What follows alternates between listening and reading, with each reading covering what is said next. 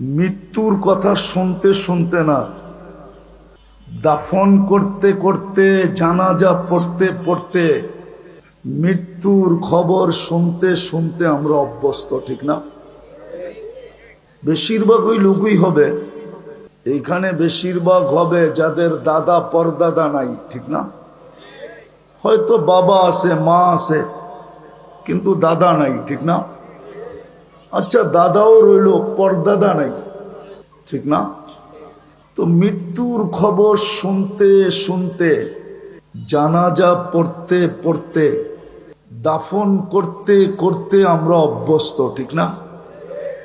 আর এটাই তো চির সত্য, একদিন আমাদেরও মরতে হবে, ঠিক না? না মরতে হবে না? একদিন আমাদেরও চলে যেতে হবে। এইখানে যে আসছে তাকে চলে যেতে হবে, থাকার সুযোগ কারো নাই, ছিল না, আর কিয়ামতের সকাল পর্যন্ত কারো এখানে থাকার সুযোগ হবে না। চাই তার বসবাস যত উঁচা প্রাচীরের ভিতরে হোক, যত টেকনোলজির মধ্যখানে হোক, যত প্রতিবন্ধকতার মধ্যখানে হোক, যত মেশিন ফিট করুক, ওয়ালাউ ফি বুরুজিম মুশাইয়্যিদা, কোরআন এটাই বলে, তুমি যত ধরনের প্রতিবন্ধকতা মৃত্যুর থেকে প্রস্তুত করো, না ইউদরিকাল মউত, আওয়াজ কমাও, মৃত্যু তোমার সামনে আসবেই আসবে। বিদায় একটা প্রশ্ন জাগে যে মৃত্যু তো অবধারিত, আবার যেই কোনো সময় আসতে পারে। সুস্থ বইলা যে মৃত্যু আসবে না এমন না, মরতে কিন্তু সময় লাগে না, ঠিক না? আবার মৃত্যু আসতেও সময় লাগে না, ঠিক না? কত অসুস্থ মানুষই তো বাজারে ঘুরে বেড়াইতেছে, আবার দেখা গেল কত সুস্থ মানুষই তো চোখের সামনে চলে গেল। কত বুড়াই তো রাস্তায় ঘুরতেছে, আবার দেখা গেল কত যুবকই তো রাস্তার থেকে বাহির, ঘরের থেকে বাহির হইল ডিজিটাল ঘোড়ায় চড়া। ডিজিটাল ঘোড়া চিনেন কি? মোটর সাইকেল হলো ডিজিটাল ঘোড়া। অ্যানালগ ঘোড়া 60-70 মাইল ব্যাগে চলতো, আর ডিজিটালটা 150-200 মাইল ব্যাগে চলে, ঠিক না? কত যুবকই তো গাজীপুরে পাওয়া যাবে ডিজিটাল ঘোড়ায় বাহির হলো, বিকালে লাশ হয়ে ফিরে আসলো, 2-1 ঘন্টা পরেই লাশ হয়ে ফিরে আসলো, 10 মিনিট পরেই লাশ হয়ে ফিরে আসলো। তো মৌত দেখতে দেখতে, শুনতে শুনতে, জানাজা পড়তে পড়তে, দাফন করতে করতে আমরা অভ্যস্ত। আমাদের জন্য মৃত্যু অবধারিত, এটাও সত্য। কার কখন আসবে কেউ জানে না। হতে পারে কাল সকালে এখানের কেউ সূর্য উঠা দেখবে না, হতে পারে আমিও দেখব না। সূর্য আজ কিন্তু বলতে বলতে ডুবছে, লান আউদ ফি হায়াতিকা আবাদা। হতে পারে তোমরা আর আমাকে উঠতে দেখবে না, ডুবতে তো দেখলে, কিন্তু উঠতে হয়তো তোমরা আমাকে দেখবে না। কিন্তু ছোট একটা প্রশ্ন হলো আমার, যে 24 মৃত্যুর জন্য প্রস্তুতি আমাদের কতটুকু? মৌত তো অবধারিত, কিন্তু প্রস্তুতি কতটুকু? যুবক কতটুকু প্রস্তুতি নিতেছে, নারী কতটুকু প্রস্তুতি নিতেছে? ওইখানে তো কারো কাছে জিজ্ঞাসা করা হবে না। লা তাজিরু ওয়াজিরাতুন বিজরা উখরা। একজনের পরিচয় দিয়ে তো আরেকজনের চলবে না। দুনিয়া তো চলে দলের পরিচয় দিয়ে চলে, ব্যক্তির পরিচয় দিয়ে চলে, বংশের পরিচয় দিয়া চলে, পদবীর পরিচয় দিয়া চলে, পেশার পরিচয় দিয়া চলে। এইখানে বেশিরভাগ মানুষেরই পেশার কার্ড হবে লোকে। চাকরিজীবী যারা, প্রত্যেক গার্মেন্টসের আলাদা আলাদা কার্ড থাকে, ঠিক না? কবরে তো কোনো পরিচয় দিয়ে চলবে না। যদি চলতো তাহলে আবু তালেবেরই চলতো। মাগরিবের পরের থেকে হুজুরদের কাছে শুনলেন না আল্লাহর নবীর মর্যাদা, শান, মান। আবু তালেব তো ওনারই বাতিজা, একই তো রক্ত, দুইজনের শিরায় উপশিরায় দৌড়াইতেছে। ৪৪ বৎসর মুহাম্মদুর রাসূলুল্লাহকে লালন পালন করছেন। কত? 4 দশক, আরো 4। ৪৪ বৎসর লালন পালন করছেন। নিজের হাতে কবরে নামাইছেন, অথচ ওনার হাতের ছোঁয়া পাইলে, যেই জিনিসের উপরে হাতের ছোঁয়া লাগছে ওই জিনিস নিজে বলতেছে আমি ধন্য। পিঠের ছোঁয়া লাগছে খেজুর গাছে, যেটাতে জুমায় পিঠ লাগায় খুতবা দিতেন। মেম্বর তখনও তৈরি হয় নাই। যেদিন মেম্বর তৈরি হয়েছেন, মেম্বরে পা রাখতে দেরি, খেজুর গাছ বাচ্চার মতো কানতে দেরি করে নাই। শুধু আল্লাহ রসুল শোনেন নাই, পুরো মসজিদ শুনছে, কিন্তু খুঁজে পাইতেছিলেন না কাদেকে। ভালোভাবে লক্ষ্য করার পরে দেখা গেছে খেজুর গাছ থেকে কান্না আসতেছে। আল্লাহ রসুল নাইমা যায় সান্ত্বনা দিছেন, সান্ত্বনা দিছেন, তোমাকে জান্নাতে নিয়ে যাব, তুমি খেজুর দিবে, আমি খাবো। তোমাকে পায়ের নিচে রেখা দিতেছি, তোমার উপর দিয়া পা দিয়া মেম্বরে উঠবো। তারপরে শান্ত হয়েছে। যার পিঠের ছোঁয়া লাগলে এরকম হয়, হাতের ছোঁয়া লাগলে কিরকম হয়?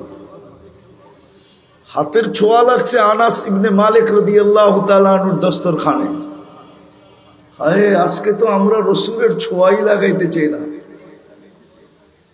যার শরীরের ছোঁয়া লাগলে, যার ইশারা ইঙ্গিত পাইলে ভাগ্য খোলে, ইঙ্গিত।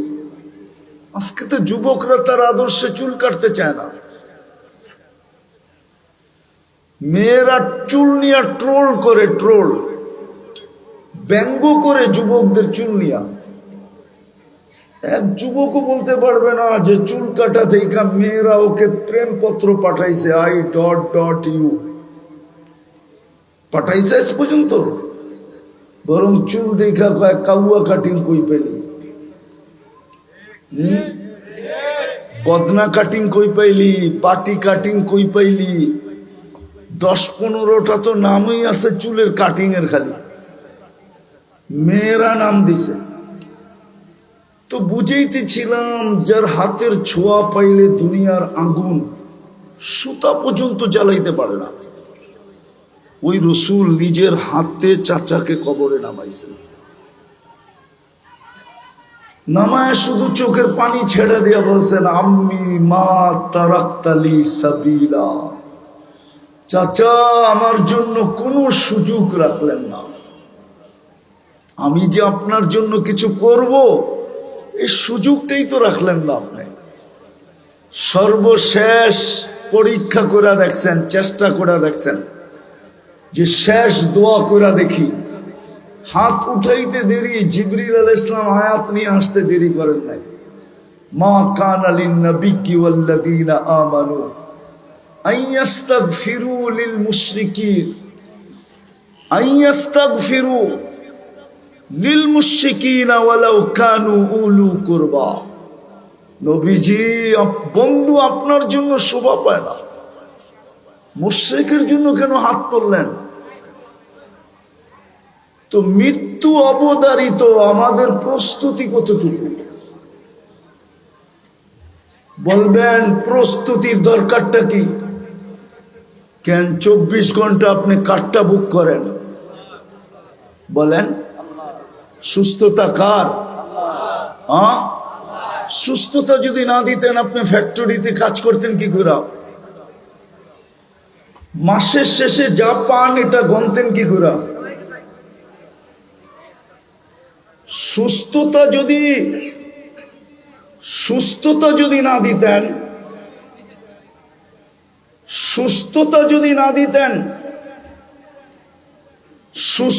যদি না দিতেন তো আপনি মাসের পরে পরিশ্রম করতেন কি দিয়া?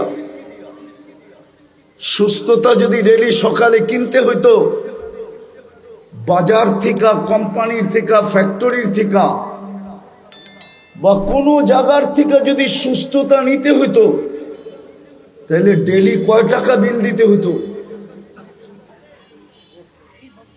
আরে বলেন না, কয় টাকা বিল দিতে হইতো? আমি কথাকে গুছিয়ে শেষ করতেছি, বেশি লম্বা করার সুযোগ আমার কাছে নাই। 2-4-10 মিনিটই শেষ করে দেব। প্রস্তুতির প্রয়োজন এই জন্য যে আপনি সারাদিন কাঠটা ভোগ করেন, অস্তিত্ব বাদ দিলাম, কাঠটা ভোগ করেন। কতটুকু ভোগ করেন? পানির দামে যদি অক্সিজেন কিনতে হইতো না 1 লিটার 35 টাকা, তাইলে ডেলি 16,500 টাকা অক্সিজেনের বিল দিতে হতো। আর সরকারের মতো যদি কার্ড সিস্টেম আল্লাহ করতেন, যে কার্ডে টাকা আছে তো বিদ্যুৎ চলমান, কার্ডে টাকা নাই বিদ্যুৎ অফ, আল্লাহ যদি ওই সিস্টেম করে দিতেন যে অক্সিজেনের কার্ডে টাকা থাকলে অক্সিজেন চলবে, নাইলে চলবে না, তাইলে দেখা যেত গাজীপুরের লক্ষ মানুষ ডেলি রাস্তায় শুয়ে আছে। বড় বড় লোক পর্যন্ত শুয়ে থাকতো, যাই ঝামেলার কারণে টাকা ভরতে পারে না, ব্যস্ততার কারণে। বাস টাকা শেষ, জায়গায় শুয়ে পড়ছে, অক্সিজেন নাই। তো যেটা বুঝাইতেছিলাম, মৃত্যু অবধারিত, কিন্তু প্রশ্ন হইল প্রস্তুতি কতটুকু? কোনো পরিচয় তো এখানে চলবে না, এটাও প্রমাণ করলাম। আপনি বলবেন প্রস্তুতি নিতে হবে কেন? সারাদিন বুক করবেন আল্লাহটা। আফাহাসিবতুম আন্নামা খালাকনাকুম আবাস ওয়া আন্নাকুম ইলাইনা লা তুরজাউন। আল্লাহ বলে সব তুমি অনার্থক সৃষ্টি, তোমার পিছে অনার্থক ব্যয়। প্রযুক্তির সাথে যদি মিলানো হয় তাহলে ডেলি কোটি টাকা বিল আসবে, কোটি টাকা। একটা করে যদি আমি মিলাই, শুধু অক্সিজেন মিলাইলাম, ডেলি 16,500 টাকা বিল হয়। যদি পার শ্বাসে 1 পয়সা হয় তাহলে ডেলি 1600 টাকা বিল হয়। যদি খাওয়ার ঘ্রাণ চেক করতে হইতো মেশিন দিয়া, তাইলে কয় টাকা বিল হইতো? নাক অটোমেটিক চেক করে দেয় ঘ্রাণ ঠিক আছে কিনা, জিহ্বা অটোমেটিক চেক করে দেয় স্বাদ ঠিক আছে কিনা। এইগুলা যদি প্যাথোলজি সেন্টারে পড়তে খাওয়ার আগে, পানের আগে যদি চেক করতে হইতো তাহলে বোঝা যেত বান্ডেল কতটি লাগে, ওর জন্য পরিশ্রম কতটুকু লাগে। এখন তো 8 ঘন্টা পরিশ্রমে চলে, তখন 24 ঘন্টা পরিশ্রম করলেও মনে হয় চলতো না। বিল তো ভরতে হবে, নাইলে তো জায়গায় আল্লাহ খাড়া করায় দিবে, জায়গায় অফ করায় দিবে। আল্লাহ অফ করাইতে পারে যে 1 ফোঁটা পানির থেকে মানুষ বানাইতে পারে। পাওয়ার পরেও যদি নাকি পাওয়ার পরে মানুষ যদিও নাকি অকৃতজ্ঞ হয়ে যায়, মানুষের স্বভাব পাওয়ার পরে অকৃতজ্ঞ হয়ে যায়। কোরআনও বলে কুতিলাল ইনসানু মা আকফারা, মানুষ পাওয়ার পরে অকৃতজ্ঞ হলি কি করে? মানুষ পাওয়ার পরে অকৃতজ্ঞ হয়ে যায়।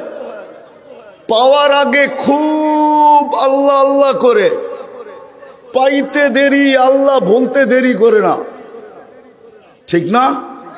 জাগার উপরে পোল্ট্রি বুঝেন, আবার পোল্ট্রি মুরগি বুঝেন না। ডাকায়া শব্দ জাগার উপরে কাল্টি, জাগার উপরে পোল্ট্রি মারে। বিদায় চলে যাব, প্রস্তুতি কতটুকু? সারাদিন বুক করি আল্লাহটা।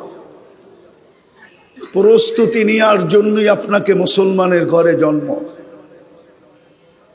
মুসলমানের ঘরে নিজের ইচ্ছায় আসেন নাই, বেনিফিট একদিন বুঝে আসবে। মুসলমানের ঘরে জন্ম নেওয়া, শুধু জন্ম নেওয়ার বেনিফিট আজকে বুঝে আসবে না, কিন্তু একদিন বুঝে আসবে মুসলমানের ঘরে জন্ম নেওয়ার বেনিফিট কি।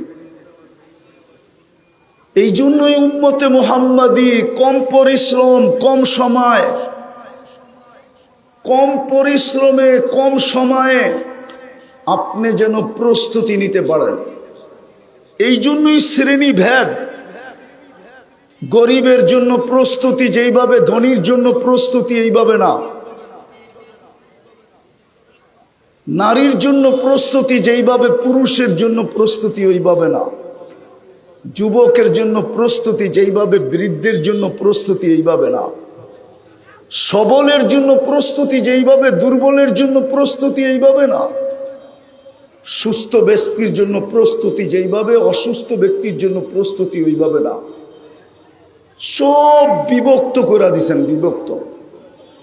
সহজ, কম সময়, পরিশ্রম কম, সময়ও অল্প, কিন্তু প্রস্তুতি সারা জীবনেরটা এক রাত্রে যথেষ্ট।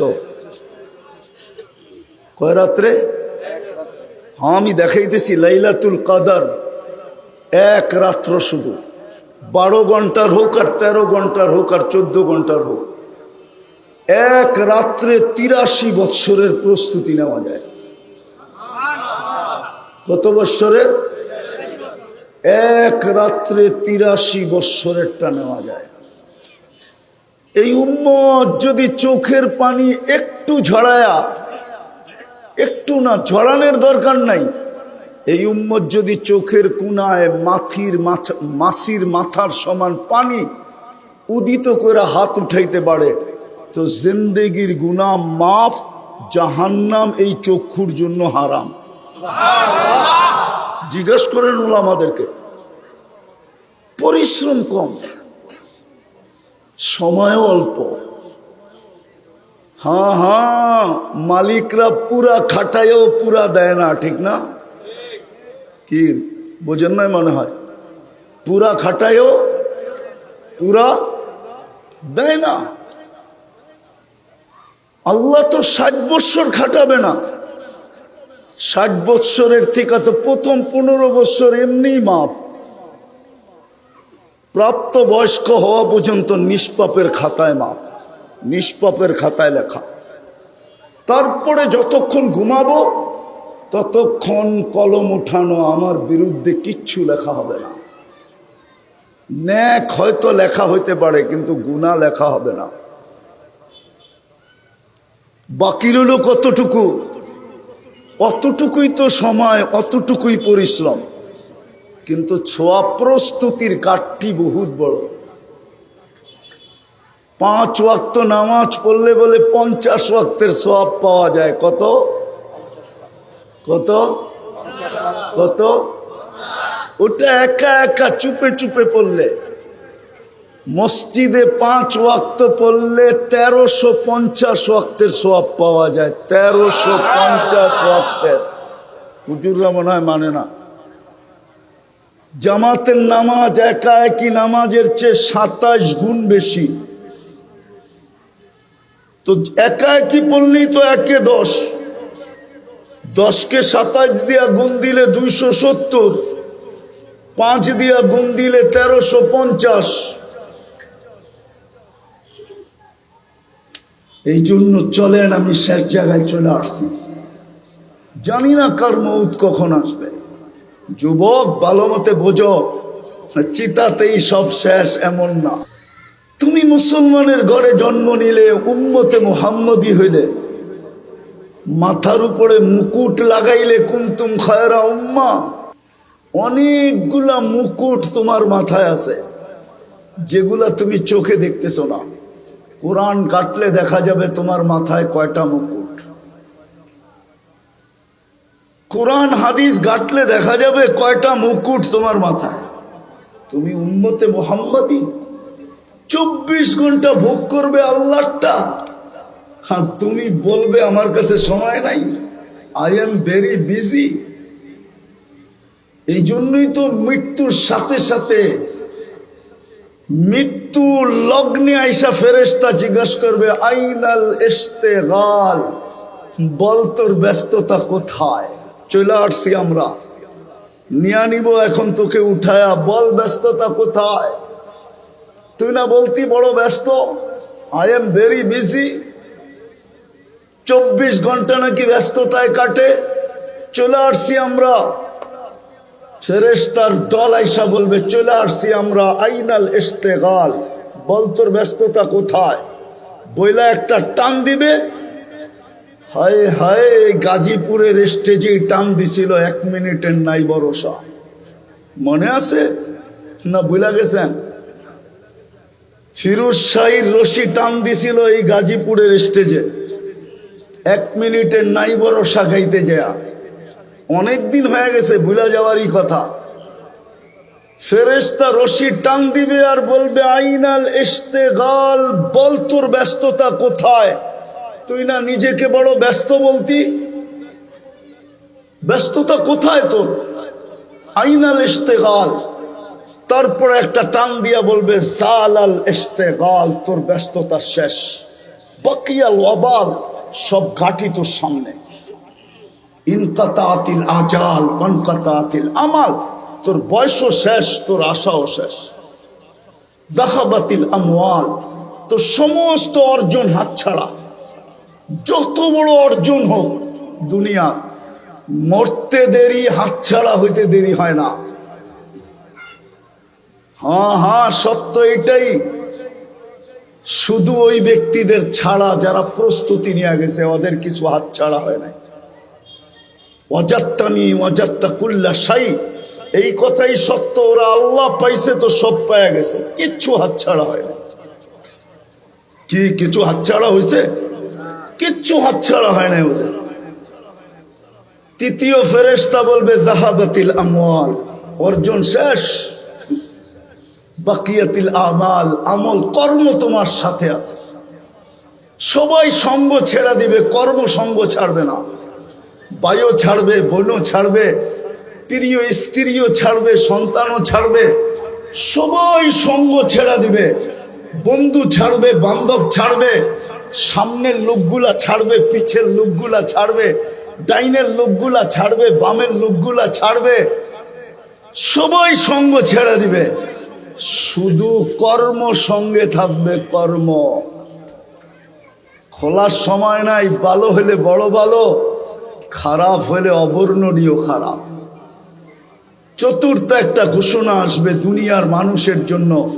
ওই বাড়ির মানুষের জন্য এক ফেরেশতা ঘোষণা দিবে, তুবা লিমান কানা মাতআমুহু মিনাল হালাল।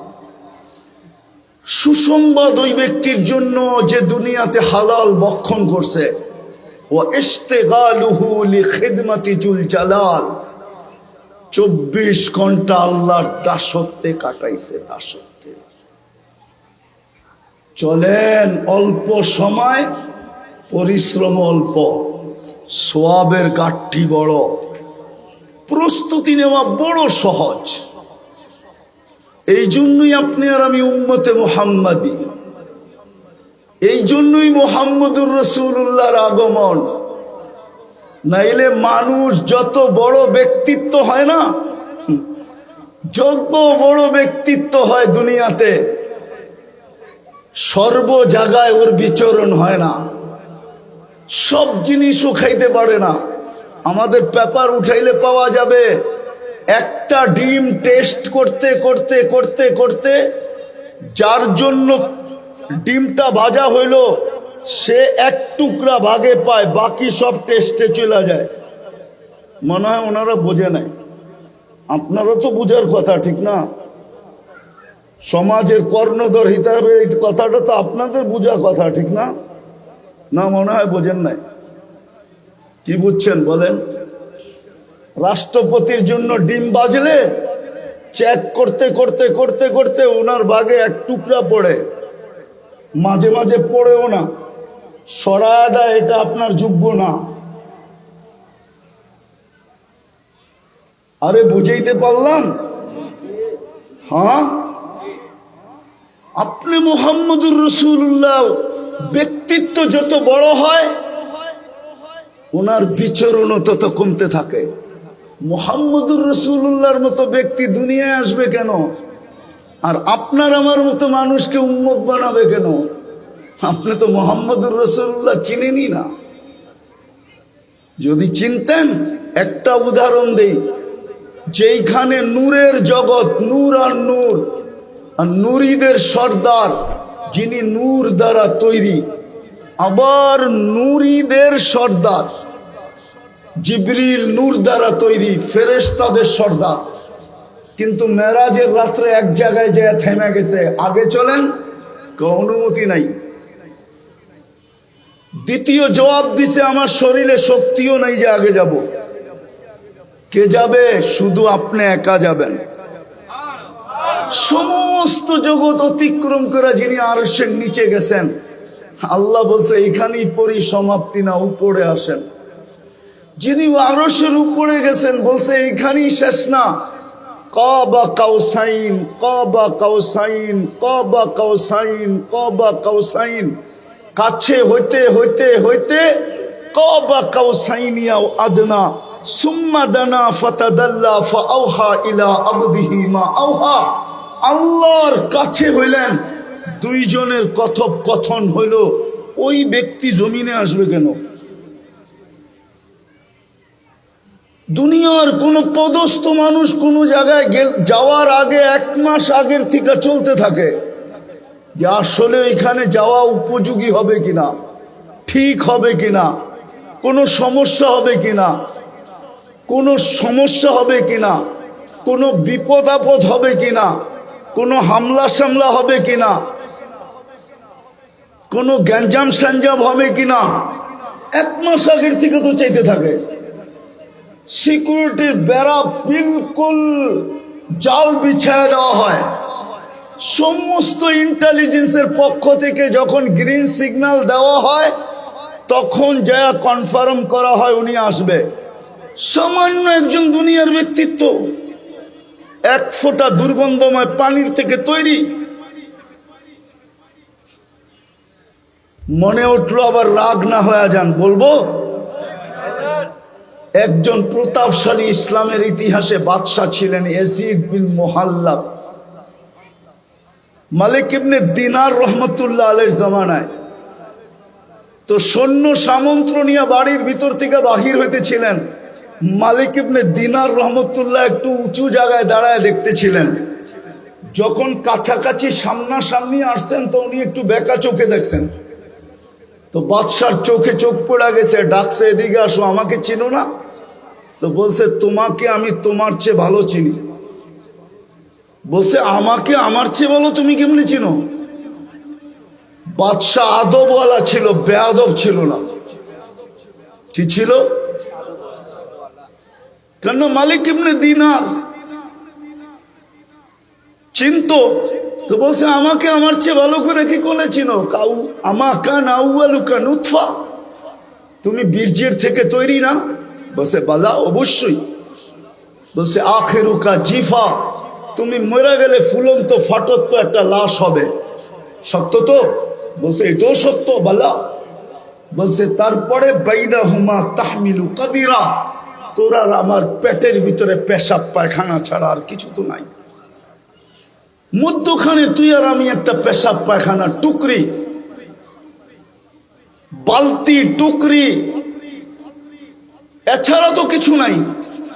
তো বলছে বালা আরাফতানি হাক্কা। তো বাদশাহ বলতেছিল ইব্রাহিম ইবনে মালিক ইবনে দিনার, তুমি আমাকে চিনছো, এই চামচগুলো একটাও আমারে চিনে নাই। আমার চতুর্দিকে যে চামচ দেখো এগুলো একটাও আমাকে চিনে নাই, তুমি আমাকে চিনছো। বিদায় পায়ে হাত দিয়া বলি চলে যেতে হবে। দুনিয়ায় শেষ না, দুনিয়াই শেষ না, প্রতিদিন জীবন লেস হইতেছে, লেস প্রতিদিন কবরের আগ সামনে বাড়তেছি। কে কখন চলে যাবে কেউ জানে না। 24 ঘন্টা সেবার বিনিময়ে প্রস্তুতি নিয়ে যেতে হবে। আজকে দেখতেছি সেবা বিনিময়, কালকে জিজ্ঞাসা করবে লাতুস আলুন নানিন নারী। শিক্ষিত সমাজে একটা প্রশ্ন করি, যদিও কোরআন বলছে ওয়াইন তাউদ্দু নি'মাতাল্লাহ, আমার একটা নেয়ামত গয়না শেষ করতে পারবি না, একটা। আপনি বলবেন একটা আবার গয়না শেষ করতে পারবো না মানি? দৃষ্টি শক্তি একটা নেয়ামত। কয়টা নেয়ামত? হ্যাঁ, এখানে কেউ বলো এই পর্যন্ত কতবার দেখছে বইলা দেখ, পারবেন বলতে? হুজুর কতবার দেখছেন?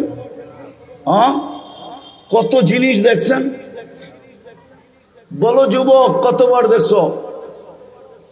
এক দৃষ্টিতে তো 26 কোটি ক্যামেরা দিয়ে দেখো, দুই চোখে 26 কোটি ক্যামেরা, 26 কোটি ক্যামেরা। দুই চোখ দিয়ে যখন দেখি 26 কোটি ক্যামেরা ব্যবহার হয়।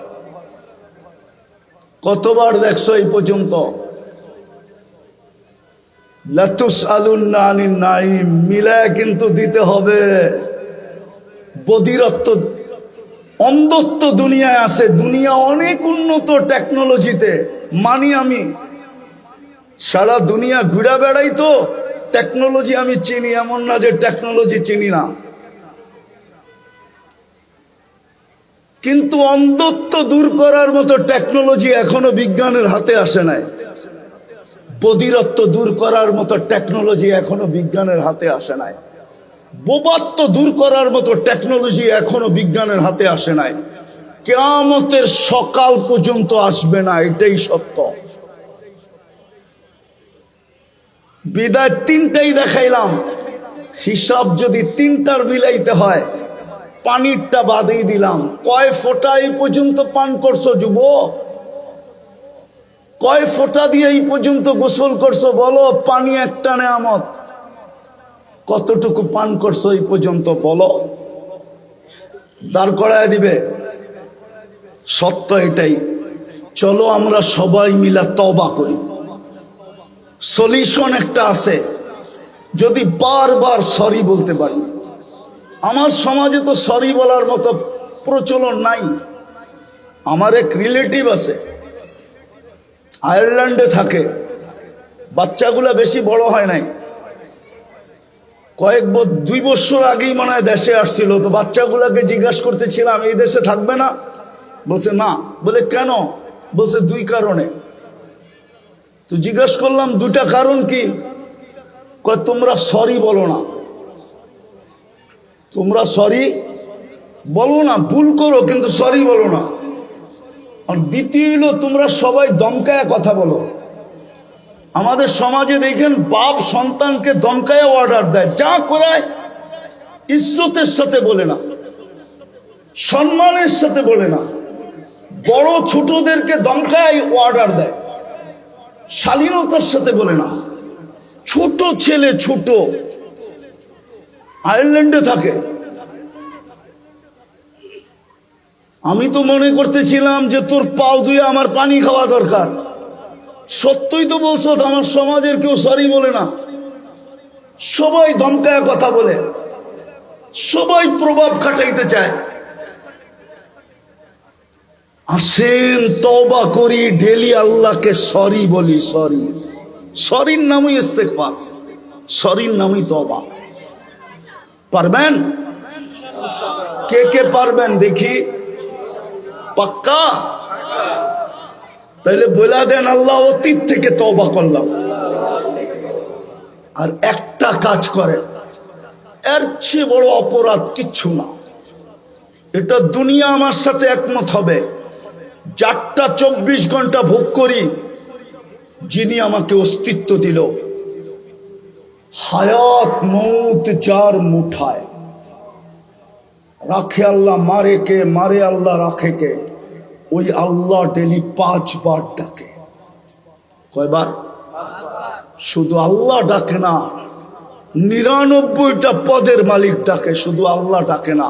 রহমান ডাকে, রহিম ডাকে, মালিক ডাকে, কুদ্দুস ডাকে, সালাম ডাকে, মুমিন ডাকে, মুহাইমিন ডাকে, আজিজ ডাকে, জব্বার ডাকে, মুতাকাব্বিরুল খালিকুল বারিউল মুসাব্বিরুল গফফারুল কহ্হারুল ওয়াহ্হাবুর রাজ্জাকুল ফাত্তাহুল আলিমুল কাবিদুল বাসিতুল খাফিদুল রাফিউল মুইজ্জুল মুতিল্লুস সামিউল বাসিরুল হাকামুল আদলুল লতীফুল খবীরুল হালিমুল আযীমুল গফুরুল শাকুরুল আলিয়ুল কবীরুল হাফিজুল মুকিতুল হাসিবুল জলিলুল করিমুল রকিবুল মুজিবুল ওয়াসি আল হাকিমুল ওয়াদুদুল মজিদুল বাঈসুল শহীদুল হকুল ওয়াকিলুল কবিয়ুল মতিনুল ওয়ালিয়ুল হামিদুল মুসি আল মুবদি আল মুঈদ আল মুহয়ি আল মুমিত আল হাইয়্যু আল কাইয়্যুম আল ওয়াজিদ আল মাজিদ আল ওয়াহিদ আল আহাদ আল সামাদ আল কাদির আল মুক্তাদির আল মুকদ্দম আল মুআখ্খার আল আউয়াল ওয়াল আখির আল যাহির ওয়াল বাতিন আল ওয়ালি আল মুতাওয়ালি আল বাররু তাওয়াব আল মুনতাকিম আল আফু আল রাউফ মালিক আল মুলক যাল জালালি ওয়াল ইকরাম আল মুকসিত ওয়াল জামি ওয়াল গনি ওয়াল মুগনি আল মানি আল দার আল নাফি আল নূর